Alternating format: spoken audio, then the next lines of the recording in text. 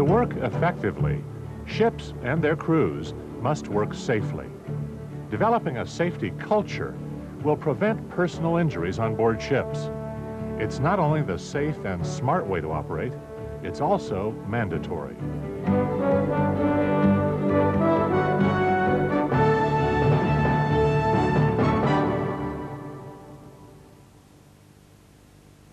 Running a safe ship is important to those who own it, to those who man it, and to those who entrust it with their cargo.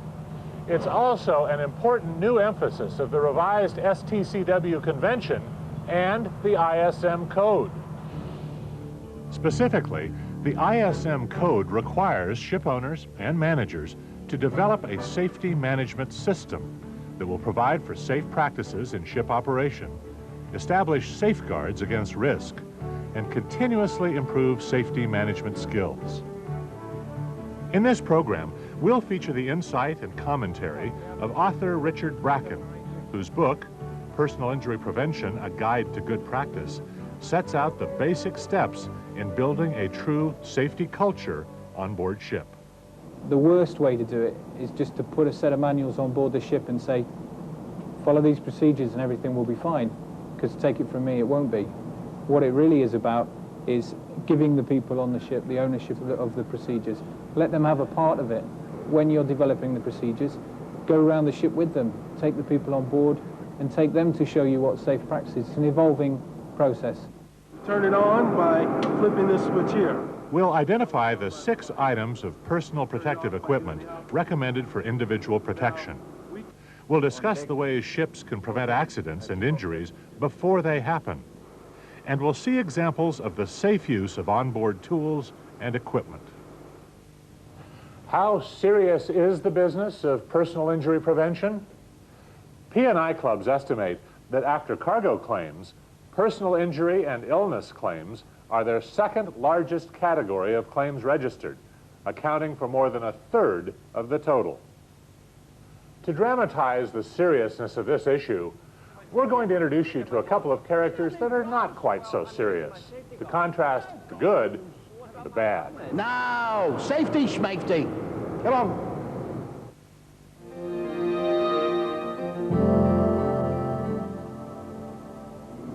No element of personal injury prevention is as crucial as what happens before the work even begins, work planning. So, if you've got any questions about what you're supposed to be doing, come and see me, because it's all up here. I've done this 100 times before. I'll tell you, I've been on this ship and ships like it for years. No matter how many times you've done it, you still need to plan it. What's the plan? Well, I'll tell you what. You don't know what to do today? Am I going to paint? Am I going to sand? What am I going to do? Well, then you're coming with me. I'll put you to work. All right? Forget this planning nonsense. It's all up here, lad. Because as you know, last time we had a problem. Effective planning starts at the top. The daily work planning meeting attended by senior officers, the shipboard safety officer, and the bosun assigns roles and responsibilities. The aim of the planning team is to organize the work before doing the work, with safety firmly in mind. But I just want to make sure that all the guys are wearing either earplugs or the ear muffs. Yeah. That's the biggest message about work planning is it's a stepping back. What are we going to do? What tasks are we going to undertake? And what factors have we got to consider? Daily work planning involves job allocation, taking into account individual skills, equipment needs, interdepartmental coordination, job procedures, and preparing a daily work plan.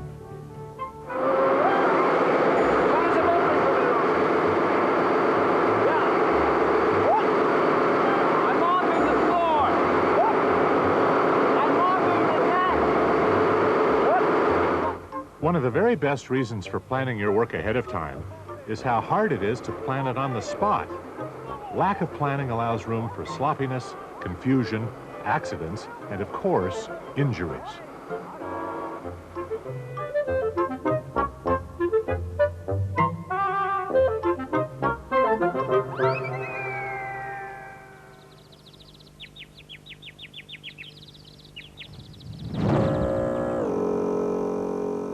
In a well-planned way. A good crew follows the daily work planning meeting with a more detailed departmental meeting to go over specifics. You have some kind of a pan underneath to catch all the excess fuel and so forth? The departmental meeting deals in detail with correct procedures, staff, and safety concerns.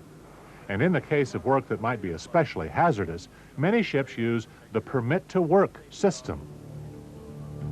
This system requires written procedures and authorization for potentially hazardous tasks like hot work, electrical maintenance, work aloft or overside, and entry into enclosed spaces. Essentially, this switchboard, it will kill you. If we open this panel, put our hands in there, it's just going to come back and find out where do we take the body. You don't get second chances with 440-volt power systems. So that's a classic environment where I would want to see a permit-to-work system. Work planning and permit-to-work systems are based on good communication, team input, and the use of daily work plans and written authorizations. A few minutes spent planning add focus and discipline to the work that follows. It's a structured way of doing it, and it makes the people at the top actually step back and think about the job as well. Instead of the chief engineer just saying, okay boys, go down and work on the main switchboard, and then going off and doing something else.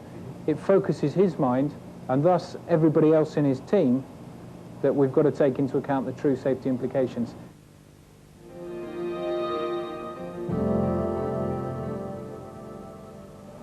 Personal injury prevention begins with personal protective equipment. In this segment, we'll talk about safety gear and how and when to use it. Are you ready? Ready. Okay, I'm gonna go get my safety equipment. I'm gonna get my gloves. We don't need gloves. Well, what about my coveralls? We don't need coveralls. I'm gonna need my safety goggles. No goggles. What about my helmet? No. Safety schmafety. Come on.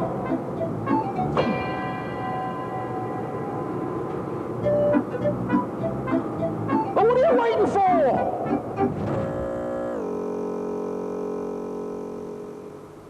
We're all familiar with personal protective equipment, sometimes too familiar. We often take it for granted or use it improperly. In personal protective equipment, PPE, there are 6 absolute essentials: boiler suits or coveralls, steel toe-capped safety shoes, safety helmets or hard hats, ear protection, gloves, and goggles. It's not enough to simply say, here's a boiler suit and a hard hat, go away and wear it. There's a way to wear these things, you know, and there's a way that you can jeopardize your safety by thinking you're wearing equipment that's going to help you, and actually it could be doing you more harm than good. Boiler suits provide protection from dirt, oils, and potential hazards. And at the very least, they keep clothing clean and protected. They should be fastened at the neck and wrist and be washed and repaired when they become dirty or damaged. Boiler suits should be worn at all times when working outside the living areas of the accommodation. Safety shoes must have steel toe caps for protection from impact injuries, have anti-slip soles, and be oil and chemical resistant in case of spills. Use steel toe rubber boots for wet work. Safety shoes should be worn anytime you're working outside the accommodation, including work in galleys, stores, and refrigeration spaces. Safety helmets should be worn whenever you're outside the accommodation, but as a minimum, during mooring, at emergency stations, during storing and lifting operations, cargo and bunkering operations, and for all engine room maintenance. There's a physical hard hat, there's the inlaid sort of lining and structure of the hat. We've got helmet mounted ear defenders, chin straps, all these parts of it. Alone, without the webbing, it's a hazard. It's no different to just wearing a piece of plastic on top of your head. Safety helmets provide personal protection from bumps, knocks, and falling objects. It's not just the plastic, it's the webbing too. Ear protection should always be worn near loud machinery, in engine rooms, hydraulic rooms, fan and pump rooms, and in compressor, refrigeration, and crane spaces. As a rule of thumb, if you can't converse normally, like in this environment, then you should be wearing ear protection.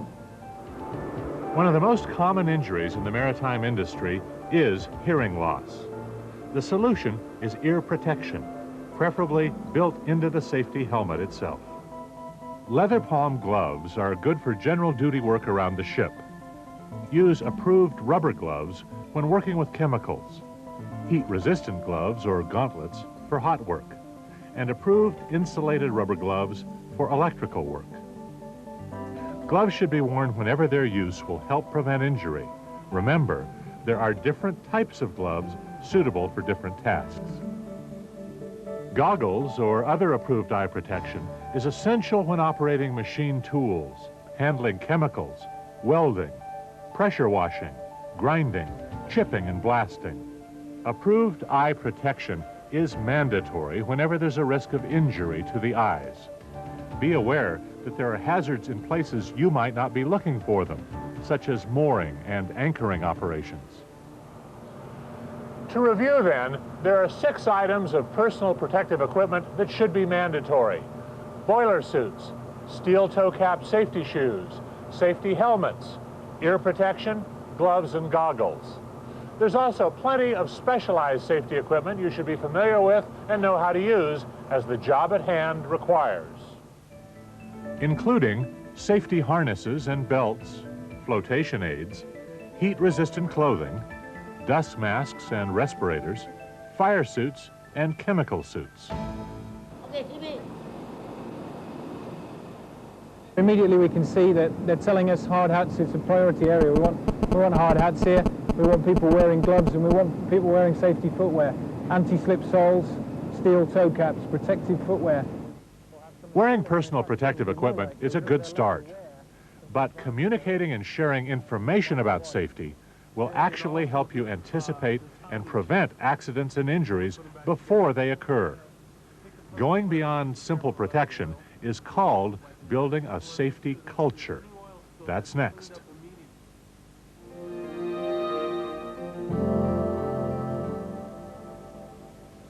Safety isn't simply a set of rules and regulations, or even the equipment we just looked at. It's a continuous process where we look to learn and improve. We call it building a safety culture, and it's a far cry from business as usual and the way things used to be. You think you've got things hard, mate? I'll tell you. I've done a lot harder work than this ship. I had waves crashing against the deck, 30, 40 feet high. You won't be able to change anything on board ship unless you can change individual behaviors. That may take some work. So you've got it easy. This is an easy life for you. You'll never have it easier than this. I've worked hard all my life. Roll on.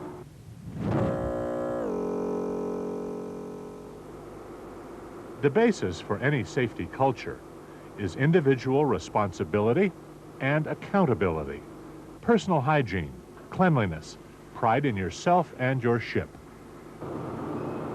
Most mariners will tell you there's a relationship between good housekeeping on board ship and ship safety.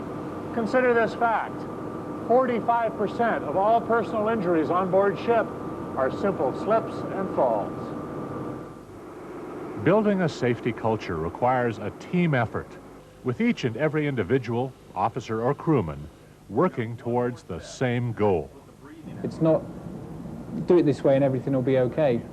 If somebody, a junior officer comes up to you or a crew member comes up to you and says, I think we could help if we changed it this way, don't dismiss them out of hand. The procedures say this is what we do.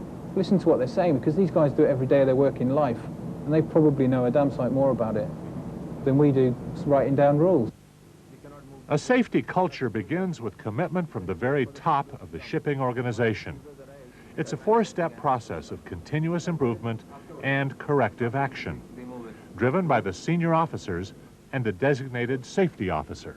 Always make sure when you're chipping it. Step 1 is identifying the size of the problem. Talk about safety, near misses, accidents, hazards. Work together to get a sense of what works and what doesn't. However you do that, whether you do it in terms of lost time injuries, whether you do it in terms of accidents on board ship, whatever method you use, you have to establish what size of problem you have and what particular problems you're facing. Step 2 is providing the correct equipment and training. We've identified the correct personal protective equipment. Get it, learn it, and use it. It's not just give them the equipment and say, go away and wear this equipment. It's showing people how to wear it, when to use it, when's the right place for a certain type of glove, or when should you wear your ear defenders, educating people. Education and training has to be the key. Step 3 is making safety a priority. Actions speak louder than words. When safety is a priority aboard ship, the culture will change. It becomes a natural progression. It's not stop, what should I think about safety? You know, what factors should I now consider? After a while, it just becomes second nature. It's automatic. Step 4 is developing a reporting system. Continuous improvement is based on good communication, sorting out what works and what doesn't, and taking corrective action. It's getting a picture of what's happening on board the ship. So, near-miss, accident reporting. An accident is any unforeseen incident. It doesn't necessarily result in an injury. So there's various stages. There's the near-miss, there's the accident, there's the injury, and still, far too often, fatality. Safety is everybody's concern, every day. It begins with each of us individually, yet it affects the welfare of all of us.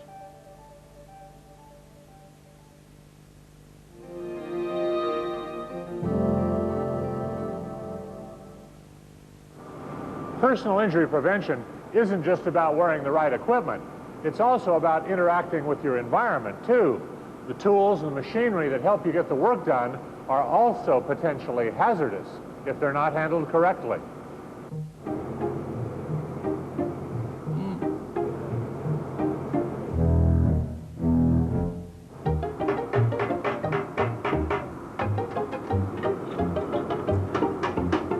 What are you doing? I'm trying to get this open. You'll never get it open with that. There's always a right tool for the job. Now back off! There is always a right tool for every job. You just need to know which tool it is.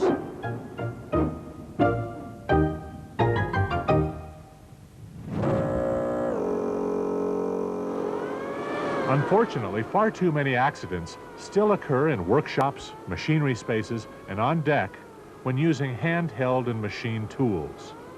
Using tools and machinery properly means knowing the right procedures and using the right protective equipment. Always wear approved and appropriate eye protection when there is any chance of eye injury. In the case of welding or other hot work, you'll need more protection: fire-resistant clothing, welding gauntlets, and an improved welding visor. A standby or backup partner who's on site to lend assistance and help in case of trouble is essential. Keep the workshop area clean, tidy, and uncluttered.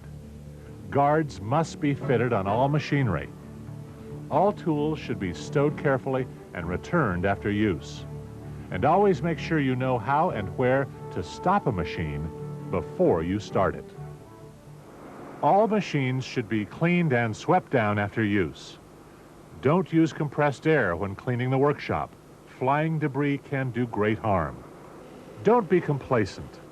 Just because you're familiar with a tool or machine doesn't mean you should let down your guard. You start getting into the syndrome, listen, sunshine, I've forgotten more than you know. And really, there's no place for that type of thinking, that way of thinking in a modern ship. We've recognized the problems, and I think we've got to move on from that, and everybody's got to learn together. It's an evolving process. The day we think we know it all is the day we have an accident.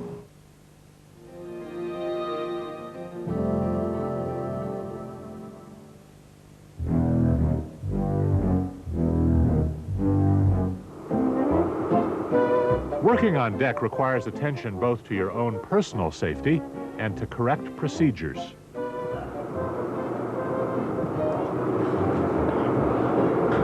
What are you doing now? Back off here. I'll show you how to do it.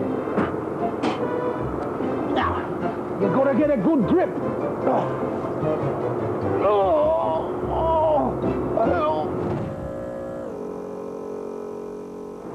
Back problems are one of the most commonly occurring chronic injuries suffered on ships. They're the result of trying to lift something too heavy or lifting improperly. Use of a back support is recommended for manual lifting. However, the key is posture. Use the leg muscles, not your back. This red button here allows us to also turn it on and off remotely. So watch over at that light there, and I'm going to turn it off. Ships have many types of lifting equipment that require safe operating procedures. There are universally acknowledged hand signals which are used to communicate among crew members when lifting. When using lifting equipment, never lift people. Keep off. Always operate within safe working load limits. Never use lifting equipment to drag loads. Secure and lock lifting equipment when it's not in use. And use a signalman, when appropriate, who is in visual contact with the operator and any other personnel involved. An important part of working on deck is simply staying out of the way of operations that might be hazardous. This applies especially to cargo operations, lifting operations during maintenance, mooring, and anchoring. Know what's happening on deck and who's responsible. If you're not needed for a particular operation, stay clear. Cut! Come on!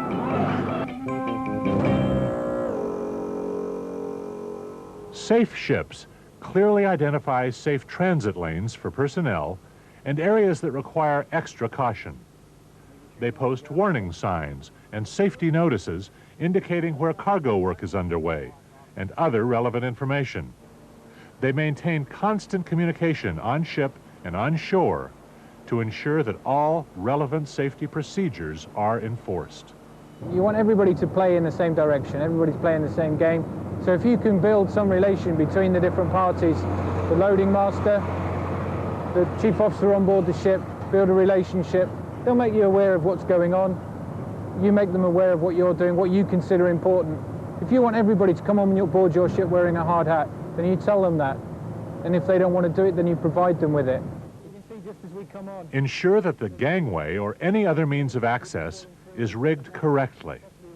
Gangways should be adjusted to suit prevailing conditions, have effective safety nets, and be well lit. It's important that there are procedures in place to greet, register, and accompany guests who may not be familiar with your safety practices. Earmuffs and the goggles. And when you go down to the engine room, make sure you got... Ideally, we would have a box of safety equipment at the gangway, maybe at the top of the gangway, so when somebody comes on board, you're saying to them, okay, you're entering our environment now. We want you to wear a hard hat, but just to make sure we've got one here for you. We've got coveralls, and if you haven't got safety shoes on and you haven't got the rest of the equipment, then I'm afraid you can't come on board. When you go on deck, your environment changes. You must be aware of what's going on.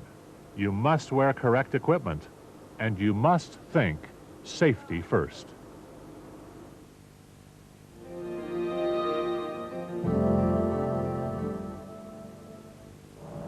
Staying safe at sea means expecting the best, but being prepared for the worst. In this final segment, we'll look at the ways planning and preparation can help you anticipate problems and deal with them if they occur.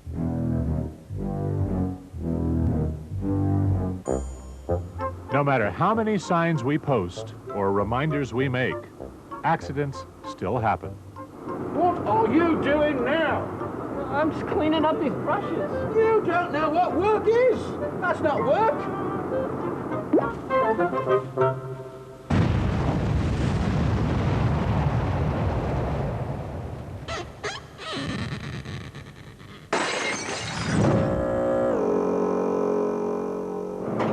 The reason that I like people to try this stuff on ahead of time is because in an emergency situation, we don't want you to have any surprises. We want you to know what to expect when you get this stuff on. There we go.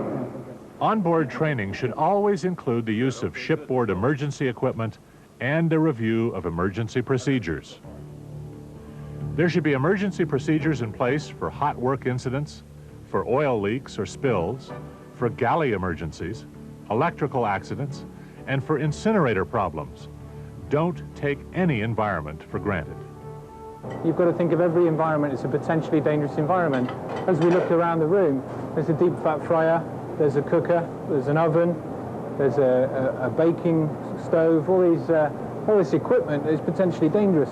Sharp objects, sharp knives, different considerations that the people working in this environment have got to take into account.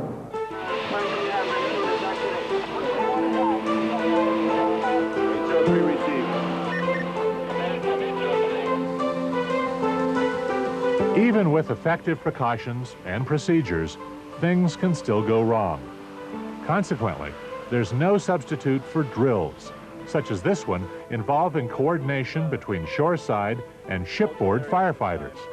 The more realistic the drill and the appraisal of your results, the better. An essential part of an effective safety culture is feedback, evaluation. Don't worry about mistakes, just make sure you learn from them. It's a case of gathering the information together and then deciding how best to adopt best practices to improve it. So it's a continually evolving... That's the closing of the loop. Yeah, there. and that's where the likes of STCW and ISM are so important, and they really have brought shipping into the modern era of shipboard practices, procedures, and sort of this closing of the loop, which is so important. Building a safety culture turns a challenge into an opportunity to run a better, more efficient, and more productive ship with less hazard to people, equipment, and cargo. To sum it up then, include safety in all familiarization of new crew members. Remember, effective drills are among the best training tools, along with continuous safety training. Approach work planning conscientiously and with safety uppermost in your mind. Finally, wear the 6 essential pieces of personal protective equipment.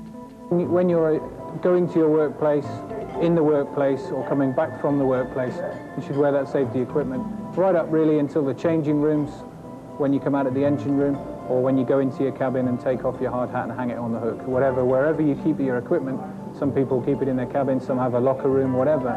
That's the time when you take off the safety equipment, but you don't also drop the safety culture. We'd like to offer our special thanks to author Richard Bracken for his contribution to this program, to the crews and the ships that helped us in the taping, and even to our misguided bosun, Nigel. You now know that safety and personal injury prevention is an evolving process. It requires your commitment to continuous improvement and your attention. And remember, be careful. Just when you think you've got it all figured out, accidents happen.